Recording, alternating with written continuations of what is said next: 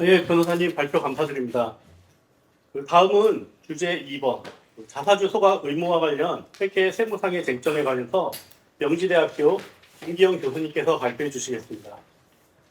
김기영 교수님은 그 회계학 분야의 전문가로 자본거래와 회계 처리에 관한 다양한 연구를 하고 계시며 법학에도 깊은 이해를 가지고 계십니다. 현재 국민연금 기금운용위원회 위원이시고요.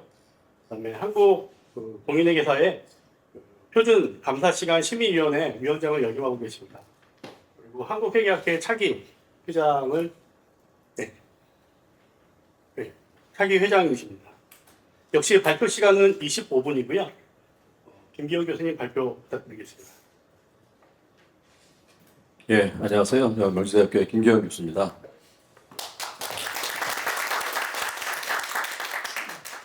앞에 앉은 송 변호사님 말씀, 발표하신 거 듣다 보니 너무 재밌게 들어서 시간 가는 줄 모르고 앉아 있다가 이렇게 나오게 돼서 좀 어려운 상황입니다. 일단 제가 이제 발표하는 주제는 지금 그 상법 3차 개정 논의의 핵심인 자기 주식 소각 의무화와 관련된 얘기고요. 그와 관련돼서 이제 회계 세무상 쟁점이라는 주제로 발표를 하게 됐습니다.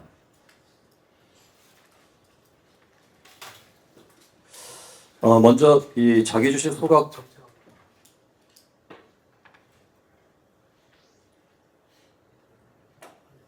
그럼 이걸 누르면 그래. 네, 먼저 이 상법 상의 자기 주식과 관련된 규정에 대해서 한번 좀 간략히 살펴보고 넘어가도록 하겠습니다. 상법이 이제 1962년도에 제정된 이후에 2011년 이전까지는 원칙적으로 자기 주식을 취득하는 것을 금지하고 있었습니다. 물론 뭐 이게 자본 충실의 관점이겠죠. 그러다가 2011년도에 개정을 통해서 2012년부터 시행된 상법에서는 이 태도를 바꿔서 원칙적으로 허용하는 것으로 변경이 되었습니다. 그러다가 이제 요 근래에 와서 이 주주 환원 뭐 이런 차원에서 소각을 의무화하는 논의가 지금 진행되고 있는 그런 상황입니다. 2011년도에 상법이 개정됐던 이 배경은 기본적으로 기업 경영의 유연화 차원에서 그런 개정을 했다라고 볼 수가 있을 것 같고요. 주요 개정 내용이 이제 현재 현행 상법상의 내용이겠죠. 배당 가능 이익 범위 내에서 자기 주식을 취득할 수 있다. 그리고 취득은 이사회 결의로 가능하고 주총 결의는 불허하다. 그리고 자기 주식에 대해서는 의결권 및 배당권을 제한한다. 이런 주요 개정 내용이었습니다. 그런데 이런 개정을 통해서 이 자기 주식을 이제 장기 보유하고 또 의결권을 무효 사용하고 지배구조 왜곡 뭐 이런 문제의 제기들이 지속적으로 있어 왔습니다. 그러다가 이제 2015년에 이제 또 상법에 추가적인 개정이 있었는데요. 그러니까 2011년 개정 이후에 기업들이 자기 주식을 다양한 목적으로 이제 활용함에 따라서 처분하고 소각 절차가 불명확하다, 상법상. 그래서 이런 문제를 해결하기 위해서 15년에 그 개정을 하게 됩니다. 그래서 이사의 결의로 자기 주식을 처분할 수 있고 자기 주식을 소각할 수 있다라고 하는 것을 명시화했다라고 보면 될 것 같고요. 그렇지만 이제 이 2015년 개정까지 또 이제 이 자기 주식과 관련된 소각 의무가 없다는 점에서 이제 어떤 보유를 장기적으로 하는 것에 대한 문제는 여전히 해결되고 있지는 않았다라고 볼 수가 있겠습니다. 이제 그래서 이제 지금 3차 상법 개정 안에 지금 자기 주식 소각 의무화라고 하는 것을 이제 논의를 하고 있는 중이고 아마 보도된 바로는 올해 연내 입법을 하겠다라고 지금 얘기는 하고 있는 것 같은데요. 그래서 좀 구체적인 내용들이 아마 지금 계속 논의가 되고 있는 것 같습니다. 근데 현재 지금 우리 2024년도 기준으로 그 전체 상장사의 약 73.6%에 해당하는 1666개사가 자기 주식을 보유하고 있는 상황입니다. 자사주 비율이 5%가 넘어가는 상장사가 그중에는 71개. 요거는 이제 2025년 5월 1일자 기준이고요. 이렇게 이제 상당한 그 자기 주식을 보유하고 있다라고 하는 걸 저희 현황을 알 수가 있는데 그러다 보니까 지금 논의되고 있는 자기 주식 소각 의무화는 결국은 이제 코리아 뭐 디스카운트 해소 차원으로도 논의가 되고 있고 또 저희 1차, 2차 상법 개정과 이제 연속성상에서 이제 1차에서는 이사회 충실 의무가 주주까지 확대되는 부분 그리고 2차 개정에서는 집중 투표 의무화하고 감사위원 분리 선임하는 부분 이것과 연결시켜서 이제 3차의 이 자기주식 소각 의무화를 함으로써 기본적으로 이제 주주 친화적인 어떤 그런 측면으로의 상법 개정을 하고 있다라고 볼 수가 있을 것 같습니다. 이와 관련돼서는 사실은 일부 이제 그 자기주식을 의무적으로 소각을 하는 것과 관련돼서 기존에 이미 보유하고 있는 것까지 그러니까 이 입법이 된 이후에 취득한 자기주식을 소각을 의무화시키는 것까지는 모르겠는데 기존에 보유하고 있는 자기주식을 소각 의무화하는 게 과연 맞느냐 그래서 이건 소급 입법이 아니냐 하는 그 얘기가 또 있고 또 일각에서는 현재 계속 중인 법률 관계, 즉 기보유한 자기 주식에 대해서 장래 처리를 새로 규율하는 것이기 때문에 불인정 소급에 해당됨으로써 문제가 없다 이런 시각도 있는 것 같습니다. 3차 지금 상법 개정에서 얘기하고 있는 그 주요 내용은 이제 신규 취득한 자기 주식을 1년 이내에 소각을 원칙으로 하고 기존에 보유한 자기 주식에 대해서는 이제 유예 기간을 뭐 6개월 또는 1년 정도를 두는 것으로 지금 얘기가 되고 있는 것 같습니다. 그리고 예외적으로 뭐 임직원 보상 등에 활용하는 자사주와 관련돼서는 예외 사항을 이제 허용하는 그런 식으로 지금 규정을 하고 있는 것 같고요. 그 다음에 기본적으로 이제 자기주식 소각 의무화의 관점은 이제 이것을 자산이 아니고 자본으로 이제 보는 시각을 명시화하는 거다라고 볼 수가 있을 것 같습니다. 그리고 이제 이게 자기 이사 충실 의무 구조를 놓고 보자면 만약에 이 자기 주식과 관련돼서 이제 소각 의무를 부과를 했는데 이와 관련된 어떤 위반 시에는 지금 이사당 5천만 원의 과태료를 물리는 것으로 지금 얘기가 되고 있는 것 같습니다. 그래서 이 부분도 상당히 사실은 민감하게 작용을 할 거라고 생각이 되고요. 이러한 상법 개정을 통해서 이제 기대하는 효과라고 하는 것은 뭐 당연히 이제 주주 환원이라고 하는 목적을 달성하겠다 이제 이런 것이고요. 기본적으로 지금 현재 자사주를 전량 소각하게 되면 코스피의 경우에는 이제 EPS가 약 3.2%, 코스닥은 약 2.1%의 개선 효과가 있는 것으로 추정이 되고 있습니다. 따라서 이제 이 자기 주식의 법적 성격이 회사의 이익 관리 수단에서 주주의 귀속 수단으로 전환되는 것을 의미하게 되고요. 이런 차원에서는 어떤 그 지배 구조의 투명성 그리고 경영권 남용 가능성을 저하시킬 수 있을 거다라는 기대를 할 수가 있을 것 같습니다. 그런데 이러한 그 자기주식 소각 의무화 관련돼서 이제 문제점이 좀 있을 것 같습니다. 먼저 기업이 자기 주식을 취득하는 것은 여러 가지 이제 요인들이 있을 텐데 이걸 의무적으로 소각을 시켜야 되는 상황이기 때문에 취득 요인이 결국은 좀 약화될 수 있을 거다 이런 우려가 있고요. 실제로 연구 결과에서도 자사주 취득 직후에는 주가가 상승하는 효과가 있다라고 하는 그런 연구 결과도 있기 때문에 사실은 이런 측면에서는 자사주 취득을 통한 주가 부양이라고 하는 것이 이제는 기대하기가 좀 어려워질 수도 있을 거다. 뭐 이런 생각이 들고요. 그 다음에 이게 그 자사주를 전략적으로 활용하는 여러 가지 이제 그 목적이 있을 텐데 이런 것들을 이제 앞으로 하기가 좀 어려워지는 결국은 자사주 취득이라고 하는 부분 의무 소각과 관련돼서 이런 여러 가지 문제점들이 있을 수 있겠다. 그 다음에 뭐 경영권 방어적인 측면이라든지 뭐 이런 부분들에 대한 문제가 있을 수 있고 특히 이게 이제 자기 주식을 가지고 있던 것에 대해서 소각을 함으로써 이제 지분율이 결국은 변화가 되게 되면 결국은 이 관련 생각지 않았던 부분에서 뭔가 어떤 법령의 위배라고 하긴 좀 그렇지만요. 그러니까 생각지 않았던 문제들이 불거질 가능성이 굉장히 커 보입니다. 지금 사실 요즘 이슈가 되고 있었던 삼성생명이 이제 삼성화재 지분을 가지고 있던 부분도 삼성화재가 자사주를 소각함으로 인해서 이제 지분율이 15%를 초과하게 되니까 이 보험업법을 그 규정을 위반하게 되는 그런 결과를 낳게 되고 결국은 그렇다면 매도를 이제 하는 수밖에 없는 상황이 됐을 텐데 그런 경우에 이제 어떤 문제점 그래서 뭐 이런 사례라든지 또는 금산법상에서도 이제 그런 문제가 나타날 수가 있을 겁니다. 그러니까 예를 들면 삼성 그 전자 주식을 삼성생명, 삼성화재가 합해서 10% 이내로 가지고 있었는데 삼성전자 자사주를 소각하게 되니까 그 지분이 10%를 넘어가는 상황이 돼서 결국은 이제 지금 1년에 뭐 일탈회계 얘기 나왔던 시발점이 사실 또 됐던 거죠. 그래서 이런 부분에 대해서 생각지 않게 이런 문제가 불거질 수 있기 때문에 이런 부분에 대해서는 그럼 과연 자기 주식 소각 의무화 이후에 어떻게 할 것이냐 하는 부분에 대한 논의도 사실은 굉장히 필요하다라고 보겠습니다.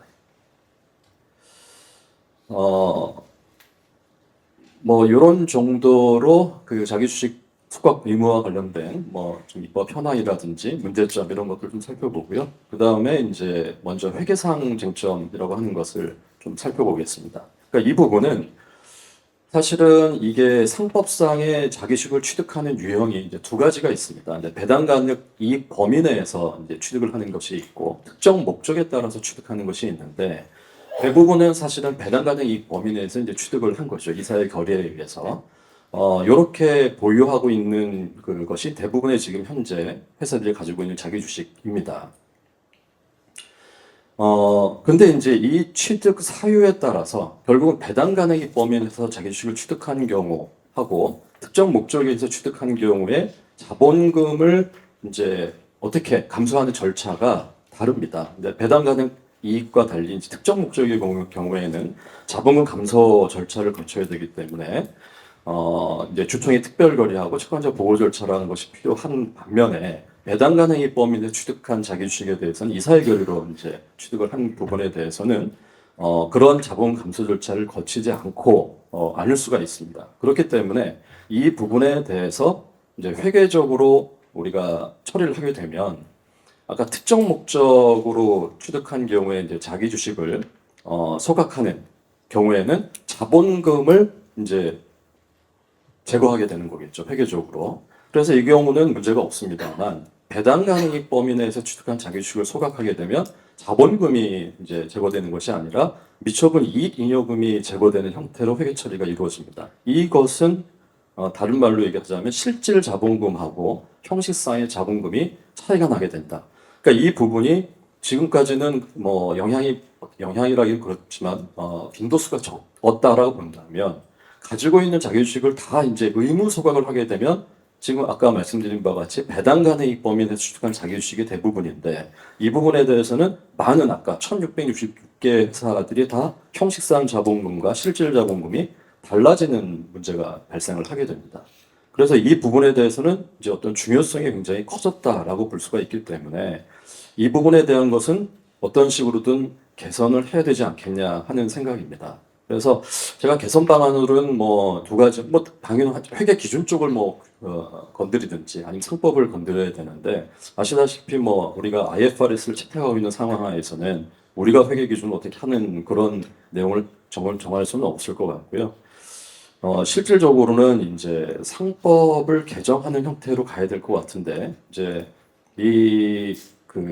지금 상법상의 그 이사의 결의로 자기 주식을 취득하는 경우에는 자본금 감소 절차 없이 자기 주식을 소각할 수 있다라고 하는 이 부분에 대해서 이 단서 조항에 대해서 이거를 뭐 삭제를 해가지고 모든 자기 주식 소각과 관련돼서는 자본금 감소 절차를 거치도록 하는 방안이 하나 있을 거고 그런데 그렇게 된다면 아마도 기업에게 자기 주식을 취득하고 이사의 결의를 취득하고 소각하는 이 부분에 대한 어떤 그렇게 단순하게 해준 주총 결의나 이런 거를 면제해준 의도가 있을 텐데 결국은 그 부분이 이제 소멸되는 그런 부분이 있어서 사실은 이 부분에 대한 거를 단서를 삭제한 부분도 있을 수 있고 아니면 아예 차제에 모든 자기주식 소와 관련돼서 자본금 감소 절차를 간이하는 방안도 저희가 고려를 해볼 수 있을 것 같다. 그래서 결국은 이러한 이안 중에는 상법을 어떤 식으로든 개정을 할 필요성이 더 이게 현실적인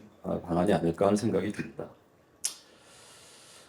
회계상 쟁점은 뭐 그런 정도로 제가 문제 제기할 수 있을 것 같고요. 이어서 이제 세법상 쟁점을 좀 살펴보도록 하겠습니다. 이 지금 기본적으로 자기 주식과 관련돼서는 처분 손익에 대해서는 이제 입금 송금의 처리를 하게 됐죠. 그에 비해서 소각 손익에 대해서는 이제 입금 송금 불산입을 하는 그런 세법상 규정을 가지고 있습니다. 상장사 주주에 대한 과세 체계를 놓고 보면은 뭐 이제 이 자기 주식을 회사가 취득하게 되면 주주가 결국은 그 자기 주식을 매도를 한 형태가 될 텐데 상장 주식의 경우에는 아시다시피 소액 주주의 경우에는 이제 비과세를 하니까 문제가 없을 거고요. 대주주의 경우에 이제 양도세 과세 문제가 있을 겁니다. 그리고 이제 장외 거래가 일어나게 된다면 뭐 대주주와 소액 주주 모두 양도세 과세 문제가 있을 것 같고요. 그 다음에 비상장사 주주에 대한 이제 과세 체계를 놓고 보면, 이건 나중에 따로 말씀을 드리겠습니다만은 지금 현재 상법의 자기주식 소각 의무화가 상법에 규정되면 이게 상장사 사실은 저희가 논의하는 기본적인 배경은 아마도 상장사를 타겟으로 하는 것으로 이해는 됩니다. 그런데 상법상의 이 개정이 되었을 때 이거를 상장회사에만 적용을 할 것인지 아니면 비상장사를 포함한 모든 회사에 적용할 것인지에 대해서는 저도 아직까지는 잘 모르겠고요. 근데 아마도 다 같이 규정은 하지 않을까 하는 생각은 듭니다. 그래서 그런 차원에서는 이 부분도 한번 살펴볼 필요가 있어서 마지막에 이 부분은 비상장사 주주에 대한 과세 문제에 대한 것은 마지막에 말씀을 드리도록 하겠습니다. 그래서 앞서 말씀드린 것처럼 자기주식 의무 소각을 하게 되면 기본적으로 자기 주식을 취득하지 않으려는 기업들의 아마 행동이 나타날 것으로 보이고요. 그렇기 때문에 이 목적을 자기 주식 의무 소각이라고 하는 상법 개정의 목적을 달성하려면 기본적으로 이와 관련된 어떤 유인책은 같이 논의가 되어야 되지 않을까 하는 생각이 듭니다. 그래서 이 부분과 관련돼서는 뭐 법인 쪽에 어떤 세제 혜택을 주는 부분도 있을 것이고 또는 주주에게 이제 세제 혜택을 주는 방법도 있을 것 같습니다. 그래서 이 부분은 뭐 아주 제가 세밀하게 뭐 고민을 해본 것은 아니고 러프하게 그냥 법인 쪽에서는 자기 주식 소각 금액의 일정 비율을 뭐 세액 공제를 해준다든지 그다음에 공개 매수 비용에 일정 비율 추가해서 송금 산입을 허용해 준다든지 하는 세제상의 혜택을 줄 수가 있을 것 같고 주주와 관련돼서도 뭐 예를 들면 상장사 대주주의 경우에는 양도세 일정 비율을 감면해 준다든지 하는 그런 유인책으로 세제를 좀 활용하는 방법이 있지 않을까 하는 차원에서 말씀을 드렸고요. 그 다음에 이제 자기 주식과 관련돼서 아까 말씀드린 바와 같이 세법상의 이제 입장은 자산설 입장으로 보입니다. 근데 회계나 상법에서는 이제 미발행 주식설의 입장으로 좀 정리가 다 되어 있는 상황으로 보이거든요. 그렇기 때문에 세법상에서의 이제 아까 자산설의 입장으로 이제 규정하고 있는 부분은 차제에 이거는 회계나 상법과 마찬가지로 미발행 주식설 입장으로 정리를 할 필요성이 있겠다 하는 생각이 듭니다. 그래서 자기 주식 아까 처분 손익에 대해서도 이제 입금 불산입, 송금 불산입으로 아예 그 개정을 하고 그 다음에 자기 주식 소각 손익에 대해서도 명시적으로 왜냐면 지금 명시적 규정은 사실은 없거든요. 그렇기 때문에 이것을 이제 지금 법인세법의 기본 통칙을 가지고서 이렇게 입금, 송금, 불산입을 하는 형태로 되어 있는데 이것도 명시적으로 규정을 하는 게 좋겠다. 차제 이런 차원으로 말씀을 드려봅니다. 그 다음에 이제 하나 또 생각해 볼 부분이 자기 주식에 관련된 그 세무 조정 사항을 어떻게 처리할 거냐 하는 부분입니다. 그러니까 소각되는 자기 주식에 자산 조정 계정 또는 평가 손익과 같은 세무 조정 사항이 이제 산입 유보 항목으로 계상된 경우에 이 부분을 만약에 가지고 있던 소각을 하게 되면 그때 어떻게 할 거냐 하는 부분이 이제 지금 기존에 가지고 있는 주식 중에서도 사실 이런 상황이 발생될 수가 있는 케이스가 있습니다. 그래서 이럴 경우에는 이제 유권 해석을 통해서 이제 비과세를 해왔는데요. 만약에 이제 아까 얘기한 자산 조정 계정 뭐 이런 거 말고 소각되는 자기 주식에 압축 기장 충당금이 설정되어 있는 경우에는 지금 유권 해석이 없습니다. 그렇기 때문에 이제 압축 기장 충당금의 제도 취지는 이게 이제 경제적 실질의 변화가 없는 어떤 형식적 조직 개편에서 어떤 거액의 과세 소득이 발생하는 것 이것을 이제 완화해 주는 차원에서 압축기장 충당금을 설정함으로써 이제 양도 차익 과세되는 시기를 미래로 이연시키는 그런 효과를 가져오는 것이거든요. 그런데 이렇게 가지고 있었던 이 자기 주식에 해당되는 부분을 만약에 소각시켜라 의무적으로. 그럼 이걸 어떻게 할 거냐? 그럼 결국은 이제 미래로 이연됐던 과세 시기를 소각 시점에 과세를 해야 되는 그런 상황이 벌어지게 됩니다.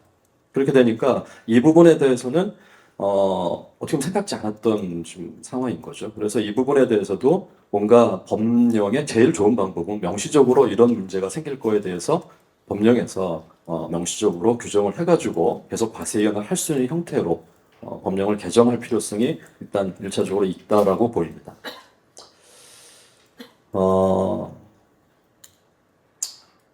그 다음에 아까 말씀드린 바와 같이 이제 비상장사, 그러니까 상장사의 경우에 자기주식 취득과 관련돼서는 뭐 크게 이렇게 그 주주 입장에서는 드릴 말씀이 별로 없는데 비상장사와 관련돼서는 이게 어떤 배당 소득으로, 그러니까 주주 입장에서 놓고 봤을 때 배당 소득이냐 양도 소득이냐라고 하는 것이 회사가 자기주식을 취득하는 목적에 따라서 달라집니다. 그러니까 자기주식을 취득하는 목적이 취득 후의 소각 목적이다. 그러면 이제 주주에게는 배당 소득으로 과세를 하고요. 소각 이외의 목적이라고 한다면 양도 소득으로 이제 과세를 하게 됩니다. 그런데 이게 주주가 법인이 자기주식을 이 비상장 법인이 자기주식을 취득하는 목적이 무엇이냐라고 하는 것을 일단 알기 어려울 수도 있고요. 그 다음에 이것이 법인의 자기주식 취득 목적이 무엇이었느냐 하는 부분은 결국은 지금 현재는 법원의 해석에 맡겨져 있는 상황입니다. 그러다 보니까 이게 판례에서 이제 주주가 주식을 회사에 처분할 당시의 사정뿐만 아니라 자기주식 취득 이후의 재반 사정을 종합적으로 고려해서 자기주식 취득 목적을 판단하고 있다는 겁니다. 그러다 보니까 이게 주주 입장에서는 굉장히 불확실성이 길게 이제 갈 수 있는 그런 상황이 되는 것이죠. 그래서 이 부분에 대한 그 자기 주식을 주주가 처분했을 시점에 소득 구분에 명확히 할 필요성이 있다. 왜냐하면은 배당 소득의 세율과 양도 소득의 세율이 기본적으로 다르죠. 그러니까 아마도 이제 배당 소득보다는 양도 소득 세율이 조금 더 이제 좀 유리한 측면이 있기 때문에 뭐 그런 측면에서 이제 어떤 그 소득을 어떤 식으로 자기가 판정받느냐가 굉장히 민감한 부분이 될 겁니다. 주주에게는. 그 다음에 소득 구분에 따라서 소득의 수입 시기도 상이합니다. 그러니까 양도소득으로 만약에 판정이 된다면 주식의 대금 청산일이 될 거고, 이제 배당 소득으로 보게 되면 주식의 소각이나 자본의 감소를 결정한 날로 이제 수입 시기를 보게 될 거고요. 또 만약에 배당 소득으로 보게 된다면 법인에게 원천 징수 의무도 또 부여가 될 것이고요. 그런데 이제 지금 아까 2011년도 상법 개정 이후에 그 배당 가능 이익 범위 내에서 이제 자기주식을 취득한 부분, 요거와 관련돼서 이거는 이제 이걸 주주가 얻은 소득이 이제 양도소득이냐 배당소득이냐를 판단하는 2011년 개정 이후에 대한 판례는 제가 찾아본 바로는 없는 걸로 지금 얘기가 되고 있습니다. 기본적으로는 소각 이외의 목적으로 자식을 취득하는 경우에 이제 배당 가능 이익 한도 내에 취득한 것이 소각 이외의 목적으로 취득한 것이 일반적이었을 거기 때문에 결과적으로는 이거는 양도소득으로 구분이 될 가능성이 크겠죠. 근데 만약에 이 상황에서 자기주식 소각을 의무화를 상법을 개정하게 되면 결국은 그 두 개가 결합하게 되면 결국은 배당소득으로 분류돼야 된다. 이런 결론에 이르게 됩니다. 그래서 이 부분에 대해서는 기본적으로 배당소득으로 결국은 소득세법상의 뭐 어떤 개정을 통해서 명확하게 해주고 지금 소각 의무화가 된다면 그와 연결돼서 사실 아까 말씀드린 바와 같이 양도소득보다 배당소득이 불리하거든요. 그러다 보니까 세율적인 측면에서 그래서 이와 관련돼서는 지금 논의되고 있는 바와 같이 배당소득의 분리과세 부분의 논의가 같이 이루어져야 될 거다. 그래서 지금 얘기를 하는 거 보니까 아마도 지금 그 25% 정도로 이제 얘기를 하고 있는데 그게 아마 그 대주주의 경우에는 양도소득 적용 세율이 3억 원을 초과하면 25%가 적용이 됩니다. 원칙적으로 20%고요. 그 범위 내에서 지금 이 배당과 소득 분리과세와 관련된 세율 논의가 이루어지고 있는 것 같습니다. 그래서 그렇게 정리가 된다면 아까 말씀드린 그 주주, 비상장 회사의 주주가 배당 소득으로 결국은 의무소각으로 인해서 분류가 명확하게 될 거고 그거에 대한 어떤 이 보완 조치로서 이런 부분이 같이 논의가 좀 될 필요가 있겠다 하는 생각을 해봤습니다. 이상으로 발표를 마치도록 하겠습니다. 고맙습니다.